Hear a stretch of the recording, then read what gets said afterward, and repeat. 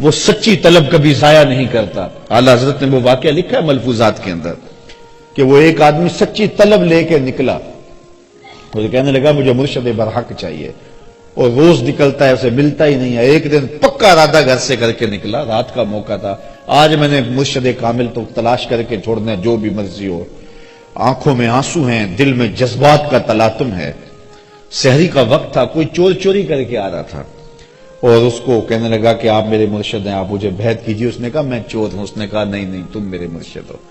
اس نے ضد کی کہ جناب میں چور ہوں. اس نے کہا نہیں تم میرے مرشد ہو.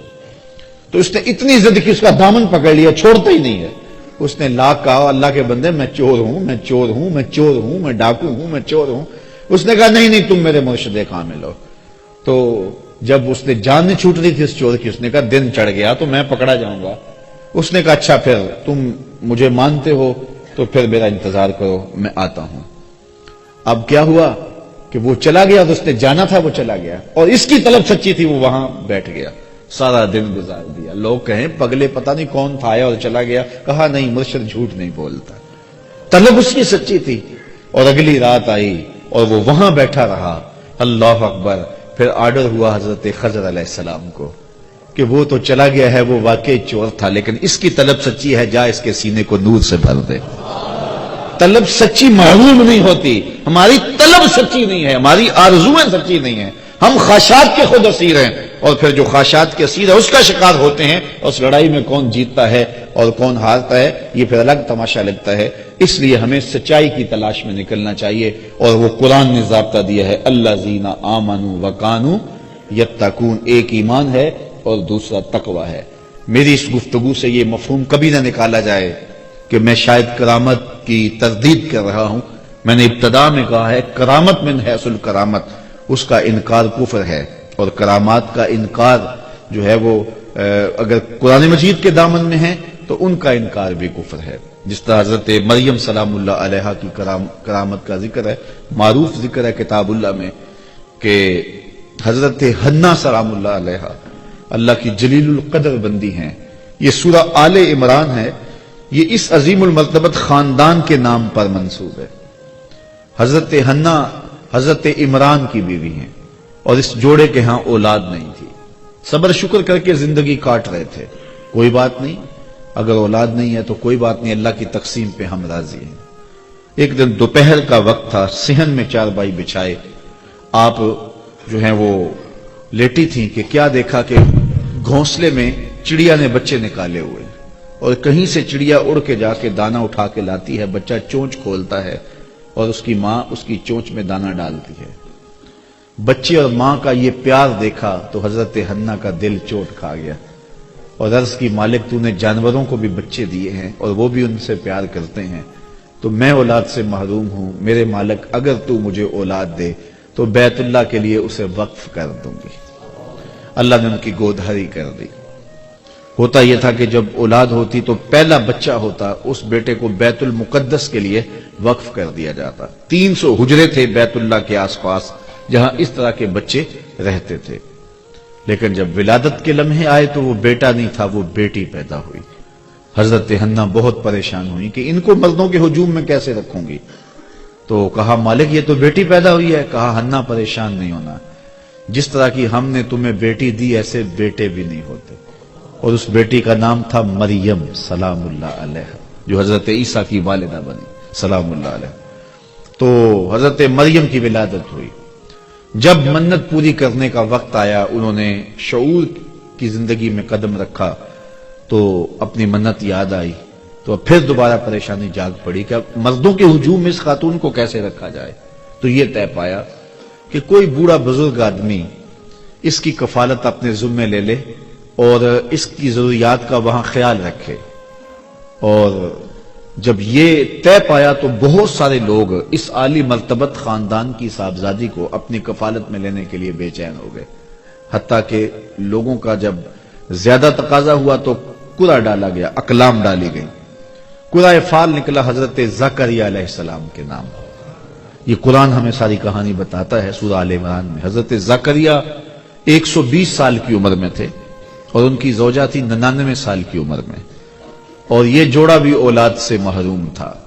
پیغمبر تھے حضرت زکریا علیہ السلام، اور سکے خالو لگتے تھے حضرت مریم سلام اللہ علیہ۔ تو ان کے نام کو نکلا، تو حضرت مریم کو انہوں نے بیت المقدس کے آس پاس ایک متعینہ حجرے کے اندر ٹھہرا دیا، مصلی بچھا دیا، اور ضرورت کی چیزیں انہیں باہم پہنچانے لگے۔ حضرت مریم دن کو روزہ رکھتی اور رات کو عبادت میں بسر کر دیتی۔ حضرت زکریا ان کا خیال رکھتے، ضروریات کو پورا کرتے، جب کہیں جانا ہوتا تو حجرے کا دروازہ باہر سے بند کر دیتے، تالا لگاتے اور چلے جاتے۔ ایک دفعہ تالا لگا کے کہیں گئے تھے، واپس آتے ہوئے دیر ہو گئی اور افطار کی گھڑیاں آ گئیں، سارا دن روزے سے تھی حضرت مریم، تو حضرت زکریا وقت پہ پہنچ نہ پائے۔ دل میں بڑی تشویش تھی کہ بیٹی نے روزہ کھولنا ہے اور میں پہنچ نہیں پایا اور افطاری نہیں دے سکا۔ خیر جلدی جلدی گئے، جا کے دروازہ کھولا، وجد عندها رزقا، دروازہ کھولا تو کیا دیکھا، وہاں بے موسم پھل پڑے ہوئے۔ تو حضرت زکریا بڑے پریشان ہو گئے کہ اندر سے کوئی باہر نہیں آ سکتا، باہر سے کوئی اندر نہیں جا سکتا، تالا لگا ہے، دروازہ مقفل ہے، اور پھر پھل اور وہ بھی بے موسم۔ قال یا مریم ان لک ھذا، اے مریم یہ پھل کہاں سے آئے؟ حیرت سے کہا۔ تو حضرت مریم نے جواب دیا کہ یہ میرے رب نے مجھے عطا کیے، اور وہ جس کو چاہتا ہے بغیر حساب کے عطا کرتا۔ اب حضرت زکریا علیہ السلام کا میں نے بتایا 120 سال عمر تھی، اور ان کی زوجہ کی عمر 99 سال تھی، اور یہ جوڑا بھی اولاد سے محروم تھا۔ اب بے موسم پھل جب حجرہ مریم میں اترتے ہوئے دیکھے تو حضرت زکریا کا دل بھی چوٹ کھا گیا۔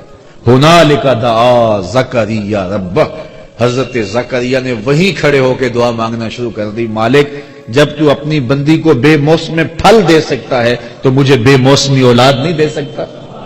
میرے شجر عمر پر بھی اولاد آنے کا موسم بیت گیا ہے، لیکن یہاں بے موسم پھل تو نے دیے ہیں، تو مجھے بھی اولاد کا پھل بے موسمہ تو عطا کرنے پہ قادر ہے۔ وہیں کھڑے ہو کے حضرت سیدنا زکریا دعا مانگنے لگے۔ پھر کیا ہوا، ان کی دعا رد کر دی گئی۔ کس عمر میں دعا مانگ رہے ہو، کہاں مانگ رہے ہو؟ بیت اللہ سامنے ہے، صخرہ کے پاس کیوں نہیں جاتے؟ حجرہ مریم میں ایک ولیہ کے پاس کیوں مانگ رہے ہو؟ نہیں، بلکہ کیا ہوا، فنادتہ الملائکہ، وہ ابھی وہو قائم یصلی فی المحراب، وہ وہاں حجرے میں کھڑے ہو کے دعا مانگ ہی رہے تھے کہ فرشتوں نے آ کے ندا دی، ان اللہ یبشرک بیحییٰ، اے زکریا تمہیں مبارک ہو، ہم تمہیں یحییٰ کی بشارت دیتے۔ تو بے موسم پھلوں کا آنا یہ کرامت ہے اللہ کی ولیہ حضرت مریم سلام اللہ علیہا کی۔ اور پھر یہ بات سمجھ میں آئی کہ جہاں اللہ کی رحمتیں اترتی دیکھی جائیں وہاں دعا مانگی جائے، اور وہاں مانگی ہوئی دعائیں پھر رد نہیں ہوتی ہیں، اور حضرت زکریا وہاں کھڑے ہو کے دعا مانگتے ہیں۔ تو اولیاء اللہ کی کرامتیں بھی برحق، اور پھر اگر اولیاء اللہ کی قربت میں جا کے ہم رب سے دعا مانگیں تو لوگ کہتے ہیں یہ شرک ہو گیا، یہ شرک نہیں ہوا۔ جہاں رحمتوں کو اترتا دیکھیں وہاں دعا مانگی جاتی ہے، اور وہاں دعا مانگی جائے تو پھر رد نہیں کی جاتی۔ اللہ اکبر۔ اور آئیے قرآن مجید میں اللہ نے ایک دوسرا واقعہ بیان کیا ہے۔ حضرت سلیمان علیہ السلام جلیل القدر نبی ہے، اور آپ کا تخت ہوا پہ اڑتا تھا، پوری دنیا پہ حکومت کی ہے۔ آپ کے درباری پرندوں میں سے ایک پرندے کا نام ہدہد تھا، اور وہ مختلف جگہوں کی خبریں لا کے آپ کو دیا کرتا تھا۔ قاصد پرندہ تھا آپ کا۔ کچھ دن غائب رہا تو فرمایا کہ میں ہدہد کو نہیں دیکھ رہا، اگر اس نے کوئی معقول بہانہ نہ کیا، کوئی بات نہ بتائی تو میں اس کو قتل کر دوں گا، ذبح کر دوں گا، یا شدید اس کو سزا دوں گا۔ خیر وہ آیا، اس نے ساری کہانی سنائی کہ حضرت میں ملک سبا میں نکل گیا تھا، وہاں ایک عورت ہے جو تخت و تاج کی مالکہ ہے، اور اس کا تخت اتنا بڑا ہے کہ 60 ہاتھ چوڑا، 80 ہاتھ لمبا، اور 1 ہاتھ شرم جو ہے وہ کونی تک ہوتا ہے۔ تو کہا اتنا لمبا چوڑا اس کا تخت ہے جو موتیوں سے مرصع ہے اور قیمتی دھاتوں سے بنا ہوا ہے، 7 حصاروں میں ہے، 7 جو ہے وہ دیواریں ہیں اس کے گرد، وہاں اس کی کچہری لگتی ہے، اور وہ لوگ سورج کو پوجتے ہیں۔ تو وہ خبر دی تو حضرت سلیمان نے خط لکھا، اور خط کے اوپر بسم اللہ الرحمن الرحیم لکھا، اور کہا یہ میرا خط لے جاؤ اور جا کے اس کے تخت پہ پھینکاؤ، پھر دیکھو وہ کیا کہتے ہیں۔ وہ ہدہد حضرت سلیمان کا دیا ہوا خط لے کے ملک سبا میں پہنچتا ہے، جو وہاں سے 1 مہینے کی مسافت پر تھا، اور وہاں جا کے اس نے وہ کاغذ کا ٹکڑا جس کے اوپر یہ لکھا ہوا تھا آپ کے خط کی عبادت، وہاں پھینک دیا۔ اس خاتون نے جب خط اٹھایا، دیکھا کہ پرندہ پھینک گیا ہے، تو کہتے ہیں نبوت کا جلال ہوتا ہے، تو جو ہی اس نے خط کو پکڑا تو اس کا بدن کانپنے لگا۔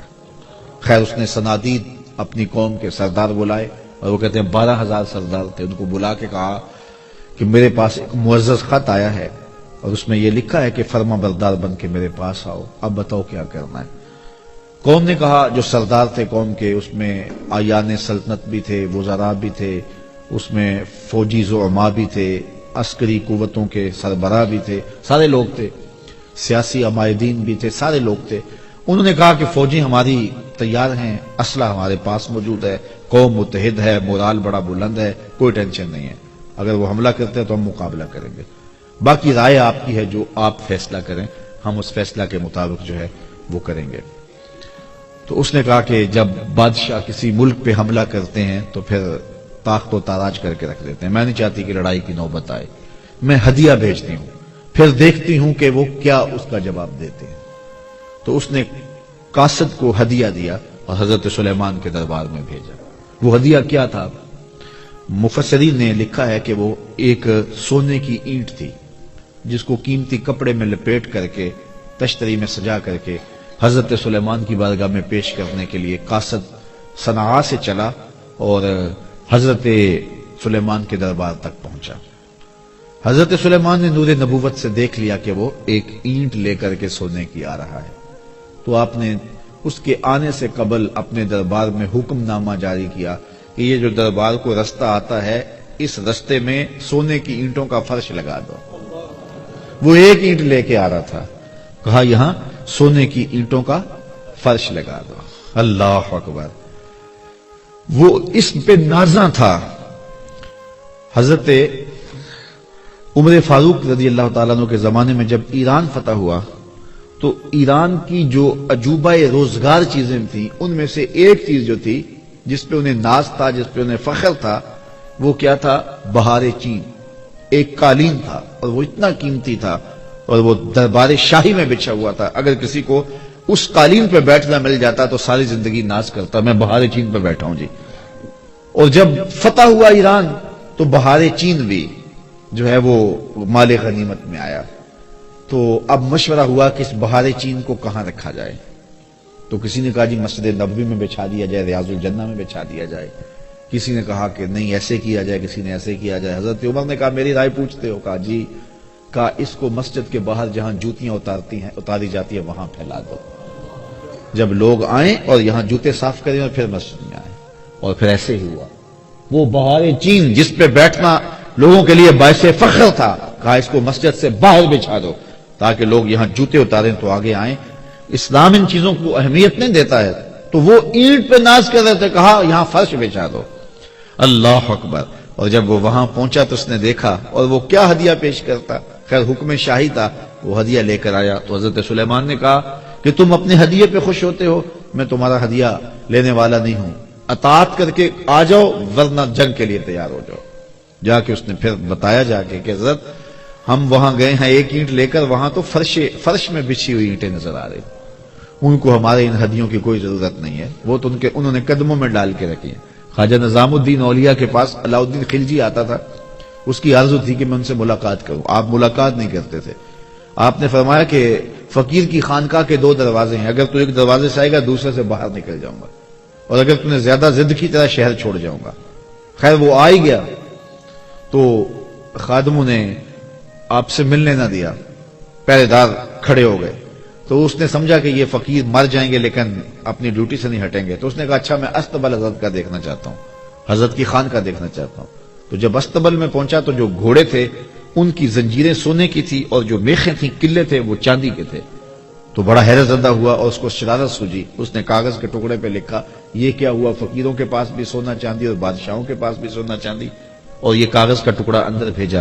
حضرت نظام الدین اولیاء نے دیکھا، اس کی پشت پہ لکھ کے دوبارہ بھیجا۔ فرق یہ ہے کہ بادشاہ خزانوں میں سنبھال کے رکھتے ہیں، فقیر گھوڑوں کے قدموں میں ڈال کے رکھتے ہیں۔ تو وہ لپیٹ کے اندر ایک سونے کی اینٹ کو لا رہے تھے اور یہاں راہوں میں اینٹیں بچھی ہوئی تھیں۔ کہا کہ انہیں ہدیے کی کوئی لوڑ نہیں ہے اور وہ تو راہوں میں اینٹیں بچھائے ہوئے ہیں، تو اطاعت قبول کرنی ہوگی یا جنگ کے لیے تیار ہونا پڑے گا، یہ ان کا پیغام ہے۔ تو پھر بلقیس، ملکہ بلقیس تھی، یہ ملک سبا کی بادشاہ، اس نے کہا کہ میں خود جاتی ہوں اور جا کے ان کی اطاعت قبول کرتی ہوں، اور پھر وہ اطاعت قبول کرنے کے لیے حضرت سلیمان کی بارگاہ میں حاضر ہونے کے لیے صنعاء سے چلی اور حضرت سلیمان کے پاس آئی۔ جب حضرت سلیمان کے دربار کے بالکل قریب آ گئی، سادہ لفظوں میں کہہ لو یوں بائی پاس کے قریب آ گئی، تو آپ دربار میں بیٹھے، صبح کا وقت تھا، آپ کے درباری ہواری بیٹھے تھے۔ آپ نے فرمایا کہ میرے درباریوں، ملکہ بلقیس آ رہی ہے اور اسے اپنے تخت پہ بڑا ناز ہے، کوئی ہے جو اس کے آنے سے قبل وہ تخت لے آئے؟ جس طرح وہ اینٹیں بچھائی تھی، اینٹیں لے کر آئے تھے، تو جس تخت پہ ناز ہے وہ تخت ہی لا کے اس سے قبل قدموں میں رکھ دیا جائے۔ تو اب تخت 1 مہینے کی مسافت پہ تھا، اور کوئی چھوٹا نہیں تھا، کوئی ڈبیا نہیں تھی کہ جیب میں ڈال کے لے آنی ہے، اگر ڈبیا بھی ہو پھر بھی 2 مہینے چاہیے۔ پھر وہ تخت 7 مکفل چہار دیواریوں میں تھا، اور پہرے دار کھڑے تھے، تالے لگے تھے، مزاحمت کے بعد اس کو ٹکڑوں میں بانٹ کر بھی لانا ہو تو سال چاہیے، لیکن آپ نے فرمایا وہ باہر آ گئی، یہاں بائی پاس کے قریب آ گئی ہے، تو کوئی ہے جو لے آئے؟ ایک جن اٹھا، قال عفریت من الجن، ایک جن نے کہا حضرت میں لاتا ہوں۔ اچھا کتنی دیر تک لاؤ گے؟ کہا مجلس برخاست ہونے تک لے آؤں گا۔ یہ صبح کا وقت تھا اور مجلس برخاست ہوتی تھی چاشت کے بعد، دوپہر کے وقت۔ اس نے کہا میں دوپہر تک لے آؤں گا، بہت بڑی بات تھی۔ 1 مہینہ جاتے لگتا تھا، 1 مہینہ آتے لگتا تھا، 60 ہاتھ چوڑا تھا، 80 ہاتھ لمبا تھا، کئی ہاتھ موٹا تھا، قیمتی دھاتوں کا بنا تھا۔ اس نے کہا میں طاقت بھی واز بھی ہوں اور دیانتدار بھی ہوں، اس کا 1 موتی بھی ضائع نہیں ہونے دوں گا، اور دوپہر تک لا کے آپ کے قدموں میں رکھ دوں گا۔ بڑی بہت بڑی بات تھی، لیکن حضرت سلیمان نے کہا نہیں، مجھے اس سے بھی پہلے چاہیے، مجھے اس سے بھی پہلے چاہیے۔ قال الذی عندہ علم من الکتاب، پھر وہ اٹھا جس کے سینے میں زبور کا علم تھا۔ آصف بن برخیہ نام لکھا ہے مفسرین نے، اور آپ کا خالوزاد تھا یا آپ کا بھانجا تھا اور آپ کا امتی تھا، اسم اعظم جانتا تھا۔ وہ اٹھ کے کھڑا ہوا، حضرت انا آتی کا بے ہی، میں حاضر کر دیتا ہوں۔ کہا یہ تو دوپہر تک کا وقت دے رہا جن، تم کتنی دیر تک لاؤ گے، کتنا وقت لو گے؟ تو آصف بن برخیہ بولے میں اپنی جناب جانب سے نہیں کہہ رہا، قرآن کہہ رہا ہے۔ قال الذی عنده علم من الکتاب، جس کے سینے میں کتاب اللہ کا علم تھا وہ بولا انا آتی کا بے ہی، میں حاضر کر دیتا ہوں۔ کتنی دیر لگے گی؟ قبل ان یرتد الیک طرفک، حضور آپ آنکھ بعد میں جھپکیں گے، تخت پہلے پڑا ہوا۔ اور حضرت سلیمان نے ابھی آنکھ نہیں جھپکی، تخت سامنے پڑا ہوا تھا۔ اللہ اکبر۔ تو جب تخت سامنے نظر آیا تو بے ساختہ کہا ھذا من فضل ربی، یہ میرے رب کا فضل ہے جس نے میری چوکھٹ کے ایک غلام کو یہ شان دی ہے۔ یار جس نبی کے غلام کی یہ شان ہے، جس نبی کے مقتدی کی یہ شان ہے کہ وہ اتنی مسافت سے اتنا بڑا تخت ہے، یہ قرآن ہے، اس کا انکار بھی نہیں کیا جا سکتا، آنے واحد میں لا کے قدموں میں رکھ دیتا ہے۔ ایک بدبخت نے کہا ہے کہ یہ تمثیلی واقعہ ہے، یہ سمجھانے کے لیے بات بیان کی ہے، نفس الامر میں ایسا نہیں ہوا، جبکہ قرآن تمثیلی واقعات نہیں بیان کرتا، یہ حقیقت ہے۔ وہ تخت بلقیس آیا، آنے واحد میں آیا، قرآن کہتا ہے سامنے پڑا ہوا تھا، اور حضرت سلیمان نے کہا یہ میرے رب کا فضل ہے کہ جس نے میرے مقتدی کو یہ شان دی۔ یار جس کے مقتدی کی یہ شان ہے، حضرت سلیمان کے مقتدی کی یہ شان ہے کہ 1 مہینے کی مسافت سے تخت بلقیس لا کے آنکھ جھپکنے سے قبل قدموں میں حاضر کر دیتے ہیں، اور خود مقتدی بن کے حضرت سلیمان جس نبی کے پیچھے کھڑے تھے مسجد اقصیٰ میں، اس مقتدا کی شان کا عالم کیا ہوگا؟ یہ شان ہے خدمت گاروں کی سرکار کا عالم، اور یہ بات طے ہے جس طرح حضور نبیوں سے افضل ہیں، حضور کی امت باقی امتوں سے افضل ہے، اسی طرح حضور کی امت کے ولی باقی امت کے ولیوں سے افضل ہیں۔ تو اگر تخت بلقیس آنے واحد میں حضرت آصف بن برخیہ حاضر کر دیتے ہیں، تو اگر امت مصطفیہ کے کسی ولی کی کوئی ایسی کرامت بیان ہوتی ہے تو پھر چی بجبی کیوں ہو جایا جاتا ہے؟ کیوں حضور کی عظمت، حضور کے امتیوں کی اور حضور علیہ السلام کی امت کے اولیاء کی عظمت کا کیوں انکار کر دیا جاتا ہے؟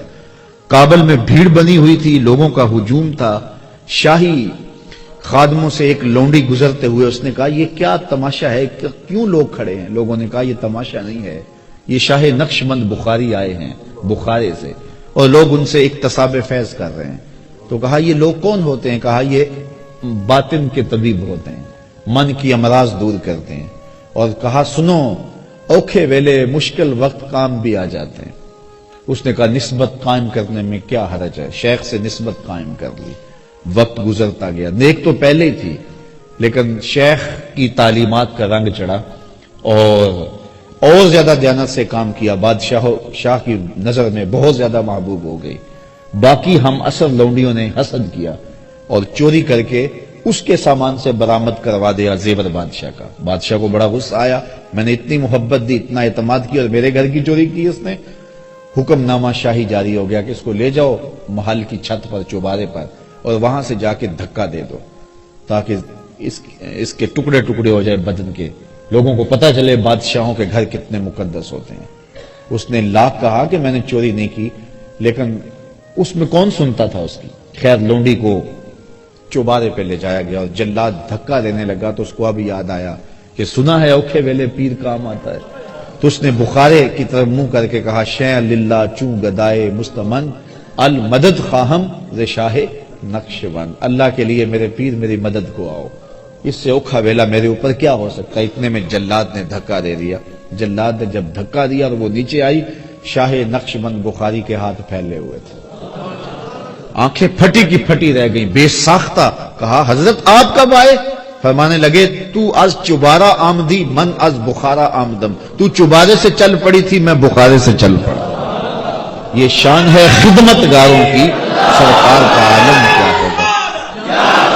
تو اللہ تعالیٰ نے اپنے ولیوں کو یہ طاقتیں دی ہوئی ہیں، یہ توانائیاں دی ہوئی ہیں، تو کرامت کا انکار نہیں ہے، لیکن یہ بات ذہن میں رکھیں کہ اللہ کے ولی کی پہچان اور معرفت جو ہے وہ ایمان اور تقوی سے ہے، اور ان کا درس اور ان کی تگ و تاز، ان کی جد و جہد، لوگوں کے ایمان کی مضبوطی اور تقوی کی صفات کو روحوں میں اتارنا اور باطن میں پیدا کرنا، یہ ان کا مشن ہے، یہی ان کی زندگی ہے۔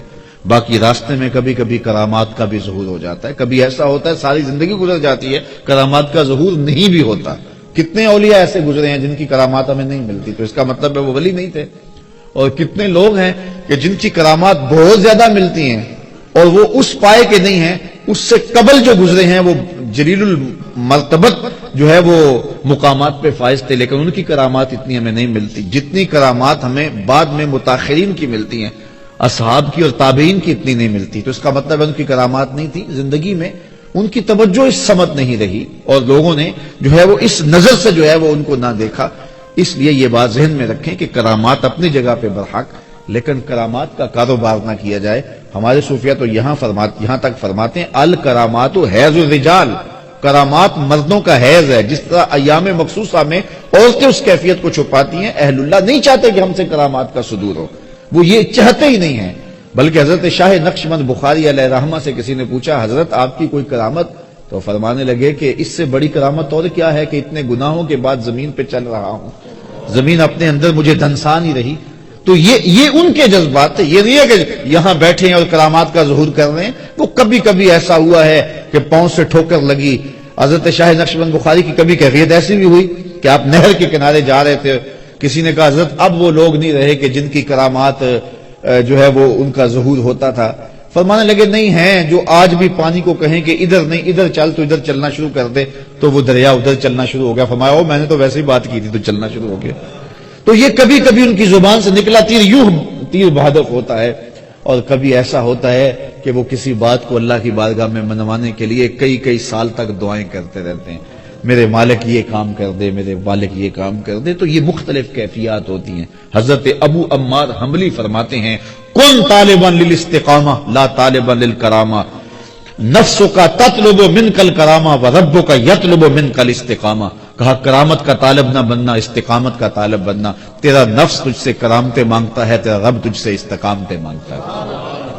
تو رب استقامت مانگتا ہے، رب چاہتا ہے میرا بندہ نیک ہو، صالح ہو، مشکلات میں گھبرائے نہ، صبر کے دامن کو چھوڑے نہ، واویلا نہ کرے، تکلیف آ جائے تو اس کو میرے حضور عرض کرے کہ مالک یہ دور ہو جائے، اگر دور نہیں ہوتی میری آزمائش ہے تو اس پہ صبر کرے، اس پہ حوصلہ رکھے، اور غربت میں بھی اس کو آزماؤں گا، غربت کی آزمائش میں پورا نکلے، دولت دے کے بھی آزماؤں گا، دولت کی آزمائش میں پورا نکلے۔ یہ آزمائش ہے اللہ کی، کسی کو دولت نہیں دی گئی تو یہ بھی اس کی آزمائش ہے۔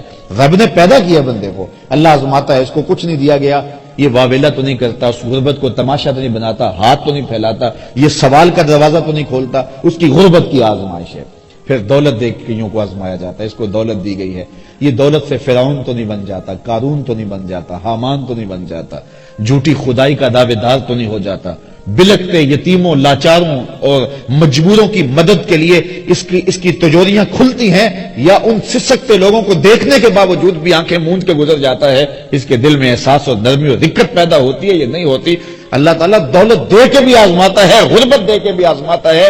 اصل امتحان گاہ ہے دنیا، اور یہ دنیا جو ہے، اس امتحان سے ہم سرخرو کیسے ہوں گے؟ پرچے مختلف نوعیتوں کے ہیں، کبھی پرچہ غربت کا ڈالا جاتا ہے، کبھی امارت کا ڈالا جاتا ہے، کبھی آزمائشیں، تکلیفیں، اذیتیں اور تکلیفیں دی جاتی ہیں۔ حضرت ایوب اللہ کے نبی ہیں، بیماری نے ایک ایک عضو پہ حملہ کیا، اللہ اکبر، اور پھر جب زبان کی طرف بیماریوں کا رخ بڑھا تو کہا مالک اس بیماری، زبان پر بیماری جاری نہ کرنا، یہ تیری تسبیح بولتی رہے۔ اللہ شکایت نہیں کی ہے، ایک ایک عضو جو ہے بیماری کا شکار ہوتا ہے، لیکن شکایت نہیں کی۔ حضرت یوسف علیہ السلام کی آزمائشیں دیکھو، کبھی کنان کے اندھے کنویں میں ڈالا جاتا ہے، اور پھر مالک ابن زغر کی قید میں آتے ہیں، اور پھر مصر کے شہنشاہ کے گھر میں جاتے ہیں تو کتنی ریشمی آزمائش بچتی ہے کہ فریفتہ ہو جاتی ہے عزیز مصر کی بیوی، اور حضرت یوسف علیہ السلام کے لیے ایک مصیبت بن جاتی ہے کہ جس نے مجھے مالک ابن زغر سے خریدا، جس نے میرے لیے آسودہ ماحول پیدا کیا، اور آج میں کیا اس کے گھر میں خیانت کروں؟ اور وہ ہے کہ وہ ڈورے ڈال رہی ہے۔ پھر وہ وقت بھی آیا، کتنی آزمائش کڑی تھی کہ ایسی آزمائشوں سے گزرنا کوئی آسان نہیں ہوتا کہ دروازے مکفل کر کے بت کے پردہ ڈال کے زلیخا بولتی ہے تعالیٰ کہ یوسف اب تو آ جاؤ، اب کوئی نہیں دیکھ رہا۔ لیکن کتنا اللہ کا نبی، کتنا عظیم المرتبت تھا کہ ان حالات کے اندر بھی آزمائش کی بھٹی میں گزر کر بھی قال معاذ اللہ، کہا میں اللہ کی پناہ میں آتا ہوں۔ اور پھر اس آزمائش سے نکلے تو پھر کیا ہوا کہ وہ خواتین آ گئی مصر کی اور انہوں نے انگلیاں کاٹ لی، اور یہ بلوائی تو زلیخا نے تھی، اور وہ کہتی تھی غلام پہ دل ہار گئی، شہرا ہو گیا نا اس بات کا، تو اس نے بلوایا سب کو اور پھل دیے۔ پھر حضرت یوسف تھوڑا سا نقاب سرکا کے گزرے تو وہ ساری اس فتنے میں جو ہے وہ شکار ہو گئی جس میں زلیخا شکار تھی، اور حضرت یوسف علیہ السلام کو ساری اپنی خواہشات پیش کرنے لگی، پہلے ایک تھی اب کئی ہو گئی، اور یہ ساری عظیم المرتبت خاندانوں کی خواتین تھی۔ حضرت یوسف علیہ السلام پریشان ہو کے اس آزمائش سے نکلنے کے اللہ کی بارگاہ میں کیا عرض کرتے ہیں؟ مالک اس آزمائش سے بہتر ہے میں قید میں چلا جاؤں۔ اور پھر 7 سال تک حضرت یوسف علیہ السلام قید میں رہے، اپنی عصمت بچانے کے لیے، آبرو بچانے کے لیے۔ زندگی آزمائشوں کا نام ہے، مشکلات کا نام ہے۔ کیا میں نے اس خاکدان سے کنارہ جہاں رزق کا نام ہے آب و دانا، پلٹنا جھپٹنا، جھپٹ کر پلٹنا، لہو گرم رکھنے کا ہے ایک بہانہ، پرندوں کی دنیا کا درویش ہوں میں کہ شاہی بناتا نہیں آشیانہ۔ نبیوں کی آزمائشیں ہوئی ہیں۔ امام رازی نے لکھا ہے مکے سے لے کر طائف تک 70 ایسے نبیوں کی قبریں ہیں جن کی وفات صرف بھوک کی وجہ سے ہوئی ہے، صرف بھوک کی وجہ سے ہوئی ہے۔ یار ہمیں کیا آزمائش آئی کہ دوڑ کے بابے کے پاس چلے جاتے ہیں، بے عمل بابے کے پاس جا کے اپنا ایمان بھی لٹا دیتے ہیں۔ کتنی آزمائشیں آئی ہیں ان کے پاس، جلتی ہوئی چیخا میں پھینکا نہیں گیا، بیٹے کی گردن پہ چھری رکھنے کی آزمائش سے نہیں گزارا گیا، اور وادی غیر ذی زرع میں اپنے بیٹے کو چھوڑنے کی تلقین نہیں ہوئی۔ کن کن آزمائشوں سے نہیں گزرے یار؟ میرے اور آپ کے آقا و مولا کن آزمائشوں سے نہیں گزرے؟ حضور کا خاندان کیا کربلا سے نہیں گزرا؟ بلال حبشی کیا تپتے ہوئی ریتوں پہ نہیں لیٹے؟ حضرت خباب بن ارت کے جسم کے لوتھڑے جو ہے وہ توڑے نہیں گئے؟ کیا حضرت عمار ابن یاسر کی ماں کو مکے کے بازار میں شہید نہیں کیا گیا؟ حضرت یاسر کو شہید نہیں کیا گیا؟ حضرت عمار کو پکڑ کے آگ کے کولوں پر رکھا نہیں گیا؟ لوگوں کے بازو اور ہاتھ کاٹے نہیں گئے؟ کیا کیا مصیبتیں نہیں آئی ہیں راہ خدا میں؟ اور ہمیں کیا ہے، تھوڑا سا کام نیچے ہوا، تھوڑے سے گاہک کام آئے تو ہم پھر دوڑ گئے اور وہ شرکی عقائد میں مبتلا ہو گئے۔ اپنے آپ کو مضبوط کریں، اللہ تعالیٰ پر توکل کریں، اللہ پر بھروسہ کریں۔ کبھی وہ دولت دیتا ہے، کبھی کم دیتا ہے، کبھی زیادہ دیتا ہے، کبھی خوشی دیتا ہے، کبھی غم دیتا ہے، کبھی مسرت دیتا ہے، کبھی خوشحالیاں دیتا ہے۔